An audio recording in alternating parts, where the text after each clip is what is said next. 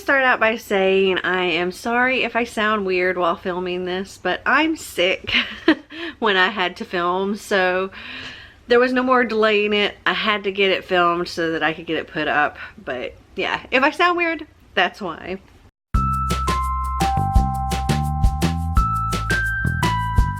Okay, so in the month of October, I plan on participating in at least 2 different readathons, and I've kind of figured out my TBR for the month, and this is going to show you the books that I plan on reading before these readathons, what I'm going to be reading for Spook-Athon, and what I'm going to be reading for the I Put a Spell on You readathon. So let's start out with the books that I'm going to read before Spook-Athon, because Spook-Athon goes from October 14th to the 20th, so I have the first 2 weeks of October to read some other books. So these 4 books that I have here are books that I want to read in the month of October but don't necessarily fit into any readathons. So they'll be before the readathons, and also I think 2 of them will go throughout the entire month. So the first book I have here is Once a King by Erin Summerall. This is the 3rd book in the Clash of Kingdoms series. Marty and I have already read Ever the Hunted and Ever the Brave, and I can't really tell you about this one because it is the 3rd book, but Ever the Hunted is about a girl named Britta whose father has been murdered, and he was a tracker for the royals, and they want to have her hunt down the person that killed her father. And the person they believe killed her father is Cohen, and Cohen is the only friend that Britt has ever had, the only boy she's ever loved, and then he broke her heart when he left. But both Cohen and Britta were trained by her father to be, you know, expert trackers, and for one, she doesn't believe that Cohen could possibly have murdered her father because her father loved him, he loved her father, and she still agrees to hunt him down because they have evidence showing that he was the murderer, but she wants to clear his name and find out what's going on and, well, find out where he's been all this time. Anyway, we're on to the 3rd book now, and I'm looking forward to reading this. Next up is Keeper of the Lost Cities Never Seen by Shannon Messenger. This is a beast of a book. Oh my goodness, how big is this? It's nearly 700 pages. 672 pages. But this is the 4th book, I believe, in the Keeper of the Lost Cities series that Xander and I have been reading, and we've been kind of doing like a book a month, and so I'm going to split this book up over the month of October, which it's going to take the whole month for us to get through this because we only read just a little bit each night. So yeah, this is what we'll be reading. Keeper of the Lost Cities is such a cool series. Like, if you're a fan of like the Harry Potter series, I think you'll also be a fan of this series. It's very, very different, but there are aspects that remind me of that. And it's also a feeling, like you're really immersed in this world. So our main character, Sophie, in the very first book, has been sort of an outcast her whole life. She never really fit in anywhere, and she's 12 years old and a senior in high school. She has a photographic memory. She's telepathic. She's got a lot of things going for her, but she's not very happy because she doesn't fit into this world. And then she meets a boy named Fitz who shows her why she doesn't fit with her schoolmates, with her family. It's because she isn't human. She doesn't belong in the human world. She's actually an elf, and her telepathy is a normal, you know, kind of special ability an elf might have. But when Sophie gets to the elf world, she realizes that she's still special and not the same as all the other elves. She's kind of been, I guess you could say, genetically engineered to have multiple special abilities, and there is a reason behind all of it. We don't know, even at this point, having read the first 3 books, we don't know what that reason is, but it's such a fun series. And they go to this school where they have to like discover what their ability is if they don't already know, and then how to hone that ability and things like that, which gives me like the Hogwarts vibes. Anyway, I highly recommend this series. It's a lot of fun. Okay, the next book I have here is The Sound of Drowning by Catherine Fleet. And this is a story about dealing with a lost love and moving on from that and finding a new love and being okay with letting go, I believe. That's the vibe I get from this. And this is a book that I was sent from Amazon, and I haven't gotten around to reading it, and I really need to do that.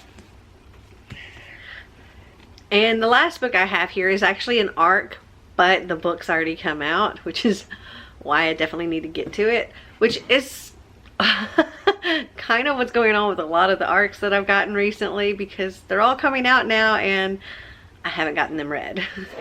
But this one is Bendy and the Ink Machine, Dreams Come to Life, an original novel by Adrian Kress. Okay, for one, it looks super cute. And from what I gather, it's sort of almost like a haunted animation studio or something along those lines.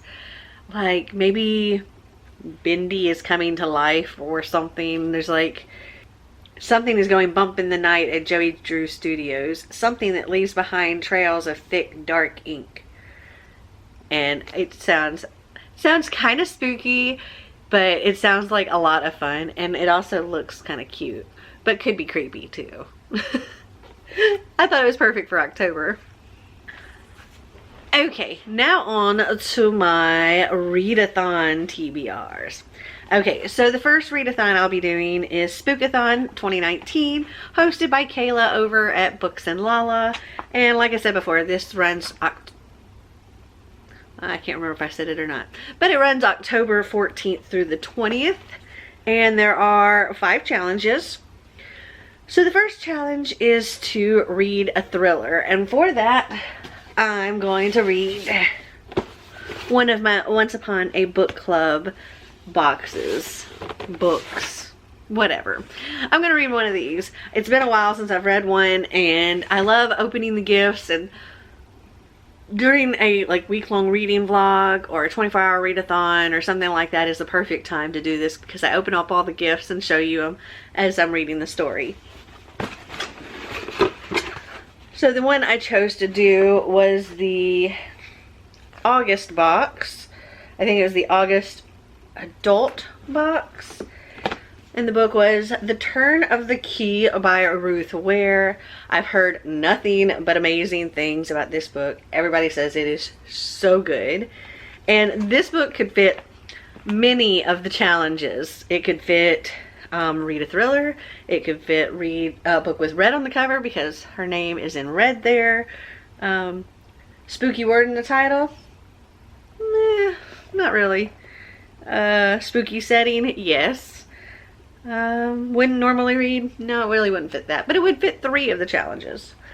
So this is about a girl who ends up getting a job, I think as a nanny, and she's in this smart house and things starts going awry, and I guess maybe the house kind of takes over or something like that, and there's murder, and it sounds really, really good.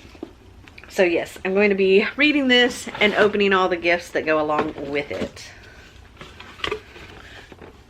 So even though some of these books can complete multiple challenges, I am going to attempt anyway to read 1 book for each challenge, but we'll see.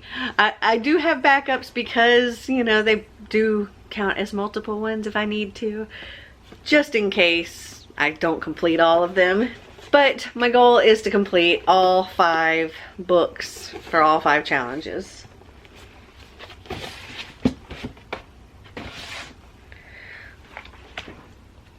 Okay, the next challenge, as I said before, was to read a book with red on the cover. And for that, I decided to go with a graphic novel of Rainbow Bright by, well, several people. This is volume 1, and I was such a huge fan of Rainbow Bright growing up that when I saw this was coming out, I immediately pre-ordered it, and I can't believe I haven't read it yet. I just haven't had time. But this is the story of how Rainbow Bright became Rainbow Bright, and I'm so excited for it. And I think because there's going to be so many spooky, thrillery kind of books throughout the month of October, having an occasional bright, happy story will be a good thing to have. So the next challenge was to read a book with a spooky word in the title, and for that I chose Sabrina, Season of the Witch. Actually, this is Chilling Adventures of Sabrina, Season of the Witch. So, chilling or witch, those could be spooky words. And this is another ARC that I received that has also come out because it came out in July. And I think it's really cool that, I guess there's some parts that are, the pages are white, and then there are some where what happens in the dark, the pages are black. And I think that's kind of cool. I'm looking forward to this. I loved Sabrina the Teenage Witch back forever ago when I watched it. And I haven't watched the newest one, but I would like to. But I think that I would want to read this first. The next challenge is to read a book with a spooky setting, and for that I decided to go with another graphic novel. This is R.L. Stine's Just Beyond, and well, the setting is I guess like a haunted middle school, and it's just a small graphic novel. And again, another ARC that I haven't gotten around to. It looks like this came out September 10th, so it is out now and I need to read it. So yeah, it's short too, so this will be good to have for a readathon because I'm going to be reading so much other stuff, so yay. So the last challenge is something you wouldn't normally read, and for that, I don't have anything against these. I actually own several of them. They're not something I normally pick up to read, and that is classics. So I decided to read The Strange Case of Dr. Jekyll and Mr. Hyde by Robert Louis Stevenson. And I imagine most people know what Dr. Jekyll and Mr. Hyde's about, so I won't really go into that. But this is great illustrated classics, and the writing, I didn't realize, is huge, and the illustrations are quite large. So this is going to be something that flies by, so that's very handy as well. But yeah, I'm going to read this one. And that is the last challenge for Spook-Athon. Then I'm doing the I Put a Spell on You Readathon, which runs October 17th through the 31st. So these overlap by a couple of days. So I actually used one of the books for the Spook-Athon challenge to complete one of the challenges for the I Put a Spell on You Readathon. So I've added that one back to the stack here. And the I Put a Spell on You Readathon has 3 hosts, one for each of the Sanderson sisters. So for Sarah Sanderson, we have Clint over at Reads Readers. For Winnie Sanderson, we have Julie over at Hungry Bookworm. And for Mary Sanderson, we have Nikki over at I Read Past My Bedtime. And I will include all of their links down below, as well as Kayla's. And each of the Sanderson sisters has their own set of challenges. I decided to go with Sarah Sanderson because she is my favorite Sanderson sister. Whew, your tongue gets a little bit tied saying all that. Plus, Clint is the host for that one, and I adore Clint. But, well, I adore all of these people. However, Clint is my good buddy, so I'm going to do the Sarah one. And also, Becca played Sarah Sanderson a long time ago in high school for one of her little musical things. Anyway, I really liked Clint's challenges, and they're all like things Sarah Sanderson said. So his first challenge is, I am beautiful, boys will love me. And that is to read a book with a beautiful cover. And for that, I decided to go with Magonia, because, oh my goodness, is this not just gorgeous? I love that cover. Also, the naked cover is so pretty as well. Oh, love it. So this is about a girl named Aza who, from the day she was born, has had some kind of lung disease that's made it harder and harder for her to breathe. The longer she's alive, the harder it becomes for her to breathe. And then eventually one day this illness catches up with her, and well, she's lost to our world, but she wakes up in Magonia, a world of like trading ships, and she's not the weak, sickly person she's always been. Instead, she has this immense power and can change the world. And I think it sounds amazing. And yes, this cover is just gorgeous. And it's relatively short. It's only about 300 pages, I think. Yeah, 309 pages. So, shouldn't take too terribly long. The next challenge is hang him on a hook and let me play with him.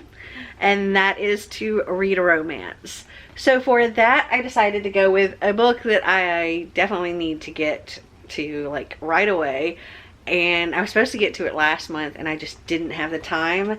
And that is The Silhouette by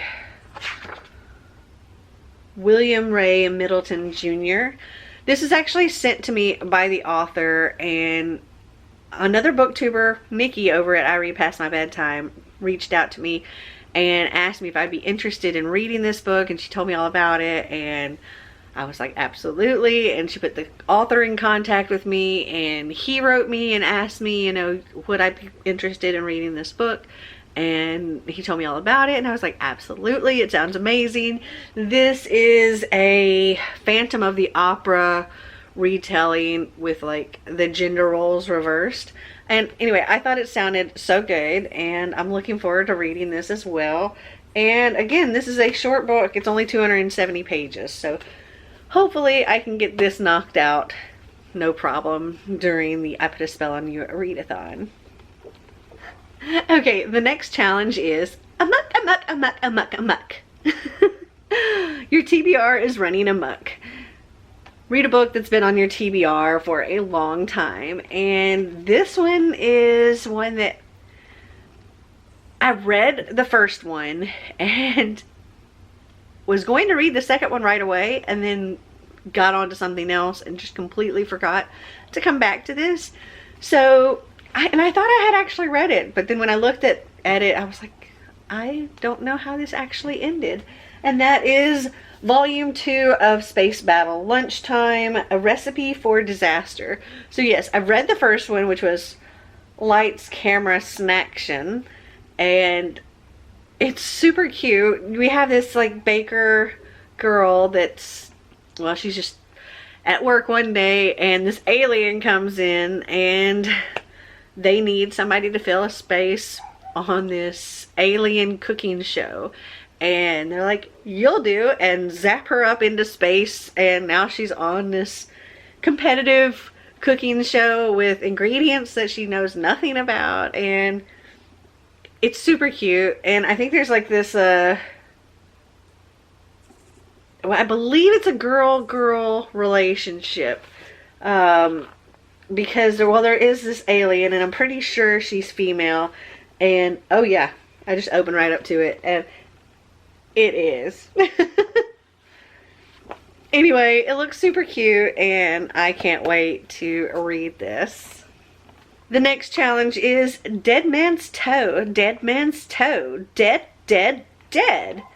Read a witchy / spooky read. And for that, I will be reading The Chilling Adventures of Sabrina, Season of the Witch. It's a witchy read.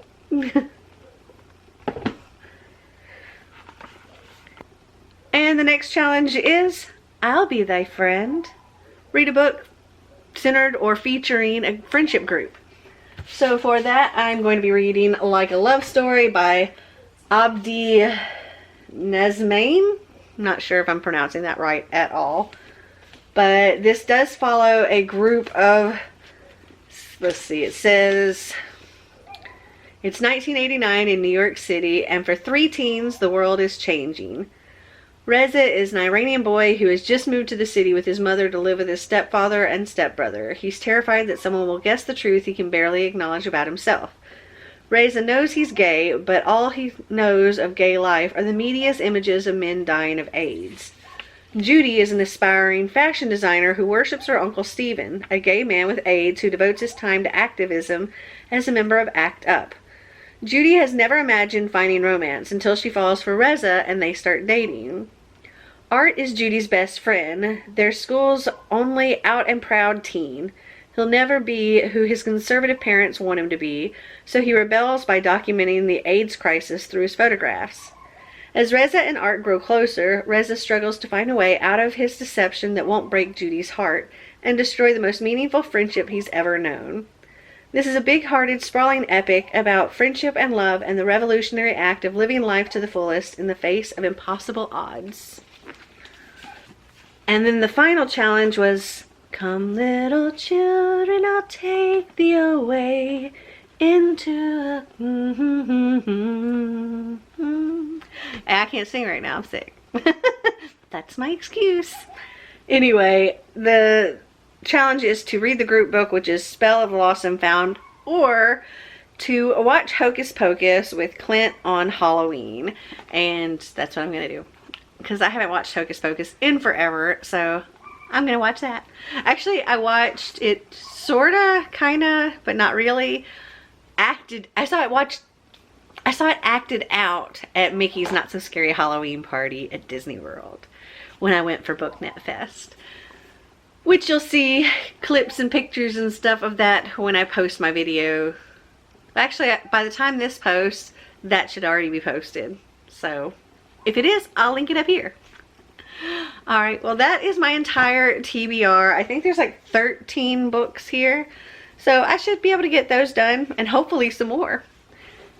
Have you read any of these books? Did you like them? Did you not? Comment down below and let me know. Well, I hope you guys enjoyed this video. If you did, give me a big thumbs up.